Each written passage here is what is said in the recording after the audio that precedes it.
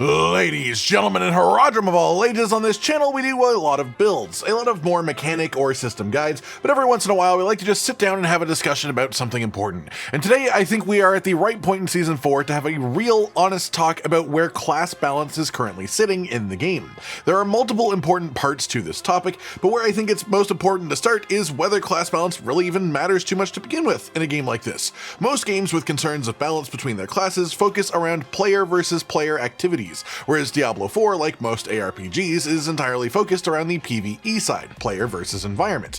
This in itself does heavily change the importance and requirements of balance between the different classes, because the vast majority of players have no reason nor even a method of really testing themselves against other classes, at least one that they actually care about. Sorry, Gauntlet, because most people will only play one class per season. So let's now talk about how it does affect us. First things first, there is a lot of people who look up lots of guides on the game in every way, shape, and form, including working out which of the classes is expected to be the strongest each season, and I completely understand why they would want to play that. ARPGs, and Diablo 4 not excluded, are heavily built around reaching a level of power fantasy where through effort and time, through knowledge and commitment, you can make a character capable of blasting through content that would be nigh impossible to even do full stop on a first or second day character. And what a class imbalance does is simply imbalance that power fantasy, because at the end of the day, developers have to balance the hardest stuff in the game around the strongest builds that exist, even if every class doesn't have access to those same level of builds. Let's take Season 3 and compare the experience of Necromancers, minimal movement,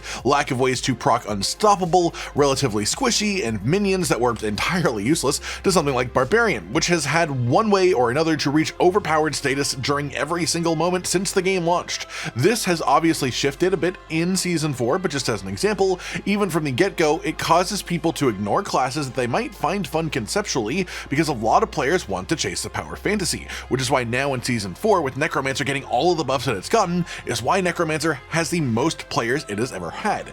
This, even then, won't affect all players, probably not even 50% of players, but it's a big enough shift that it changes the way the community will function each season based on the class balance, and in my mind, it's a big negative for the game that it is as imbalanced as it is. Yes, the players who do this are doing it to themselves, but it quite simply will cause people who don't gel with a certain playstyle to engage with it anyways because they're told it is that much stronger than everything else. And then once they confirm that they don't actually enjoy it, the more casual players will just sort of stop playing the game. They won't re-roll, they won't make an ult, they'll just stop playing until next season. So all of that to say, even in a PvE focused game, class balance absolutely matters because you want to incentivize people finding the playstyle they enjoy and just having that be powerful anyways. And while it's impossible to get perfect balance while still having each class get their own sort of identity, their own class fantasy, the current discrepancies between classes are just way too large, and way larger than I would say is an acceptable margin of difference, and honestly, I have to assume that Blizzard does agree that it's too much, whether they are fixing it actively right in this moment or not.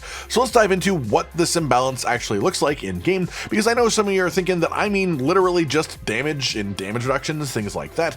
Well, that is of course a major factor. It is just far deeper than this, really.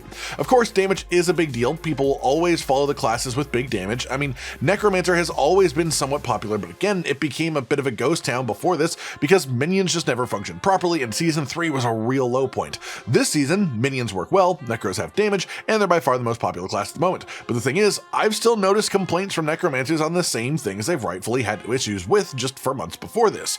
Now Necromancers have insane damage, there are even bugs going on that benefit them significantly in this area, but they still have the least access to movement speed options of any class, even if they do have more now, and the least reliable access to unstoppable procs of any class, even if again they do have more now thanks to golem cooldown reductions. And both of these things are somewhat due to the fact that Necromancer has 2 of its 6 active skill slots filled by minion control buttons, so you only get 4 actual skills on your bar, which just leaves minimal room for other things that give movement speed, unstoppable, things like that, just utility skills in general.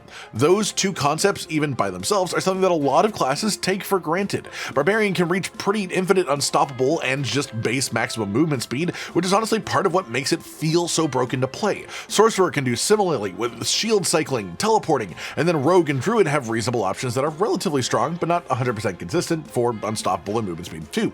Then you have Necromancer, which just has super limited choices, and even the choices that are available are way worse than what the other classes have. If you ask Blizzard about this, they'd say it's a part of the class fantasy, giving each class their strengths and their weaknesses to make them actually just definitively separate experiences. And I completely agree that that should be a goal, that the different different classes should feel different, but not in anything that actually affects proper balance. Class fantasy should be defined by playstyles. Things like Minion Necromancer is Minion Necromancer because no other class can play like that. They can't have that just ridiculous amount of minions doing what they're doing, and that would be great. But it shouldn't go all the way down to Necromancers should move the slowest because they feel like death all the time, and they should have the least anti-crowd control because a real Necromancer would just stand there and take the hit and then magic it out of them. Things like that. So right now, as of the moment that I'm making this at least, the highest tier completion with proof is a 139 of the pit from a Golem Necromancer, but this was using Holy Bolts, which is less of a balance thing and more of a bug thing, honestly. So trying to base these rankings off of highest pit tier completions without Holy Bolts, Barb and Rogue are both tied around 130, Necromancer at 126, and then there's a massive gap to Sorcerer at 117 and Druid at 116, which honestly is likely even using a bug itself to get there, and if it isn't a bug, then it's some multiplier stacking in very unexpected ways, to say the least. These may not sound like massive gaps though, 130 down to 116, but each tier of the pit raises the HP of enemies even by itself, and this stacks multiplicatively every time it happens. So once you get over about tier 100, every single tier is a genuine climb past the last, even just health-wise, not to mention the increased damage intake as well, to the point where being even 3 or 4 tiers higher than someone else is actually quite impressive at that stage. But Barbarian and Rogue at 130, while Sorcerer and Druid are just above 115 is a pretty big discrepancy when you consider that. And do you want to know why it's like this? The obvious reason would be to just literally state the term class imbalance, but the more accurate reason is sources of damage reduction and in some cases, well, the bugs. Sorcerer has some funky stuff going on where various damage multipliers aren't being calculated as they should be. The developers even looked into this and said they confirmed that they aren't being counted as additives, but no one at any point said they thought that was the case, just that the multipliers being presented in the game didn't match the actual damage changes being done in the game. We've had no further word on this, at least as of yet, but this is a pretty major issue that is just capping Sorcerer damage way lower than it should be. Conversely, Druid only hits as high as it does due to, as I mentioned, some probably bugged poison interactions, making its damage a fair bit higher than it should be. So that in itself should give you an idea of how broken the balance sort of is right now on the inside. And this is due to just multiple other factors as well. Things like different classes have different ways to stack damage reductions, and for the most part, some of Sorcerer and Druid's strongest ones rely on putting certain effects on the enemy. Druid has to lower the damage of an enemy hit by an effect. Sorcerer likes to lower damage of enemies that are vulnerable, things like that, and you cannot do that for the ghost echoes that are part of the pit tier bosses, which makes it a lot harder for those classes specifically to reach a point of near immortality in that specific instance. Because in order to push this tier and above, you need to be essentially unkillable to everything that you can, and then whatever damage that you can fit in beside that defines the limit of pit tier that you can push, the amount of things that you can kill within the timer.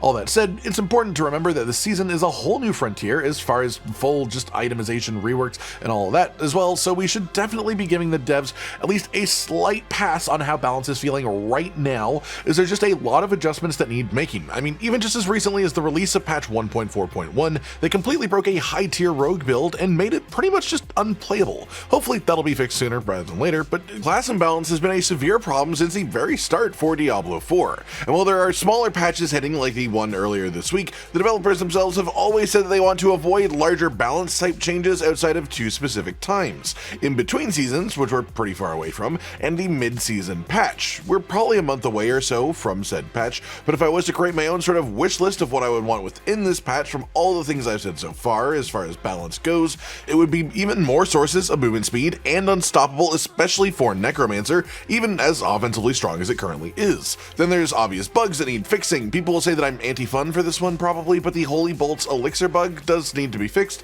It can be strong and useful without completely being bugged and broken to all hell, and it literally won't exist anymore after the season, so there is only really one opportunity to fix them and actually experience them properly.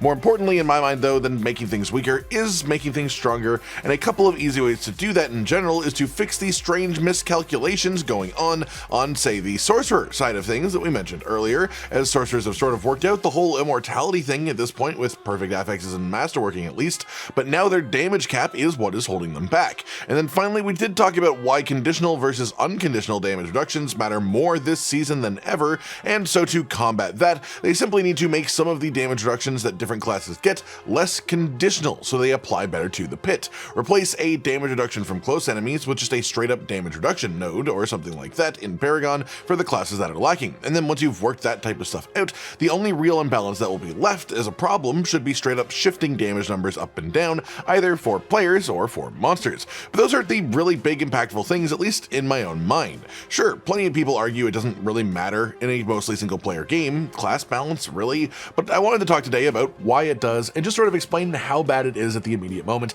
and why it isn't just a damage or even a defense thing, why there's other parts of it that matter too. There's an imbalance of things like even movement speed and crowd control denial that completely shift the way that you feel while playing each class. If you don't care about the balance, I'm genuinely happy for you. That's great for you, and then none of this is a negative, and that's cool. No problem with that, but it's definitely a topic worth talking about and something that I hope gets brought closer together, even if it's little by little every season.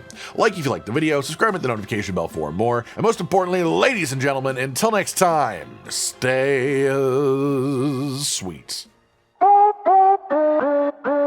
Josh, Cotton, and Hollow with the videos, dropping the humor like a hammer on your tippy toes, bringing entertainment on a daily arrangement to take our insanity and turn it into entertainment. Yes, I said entertainment twice, to reiterate that it is nice to look into your faces on a mostly daily basis when you let us in your homes to make the whole world a stage.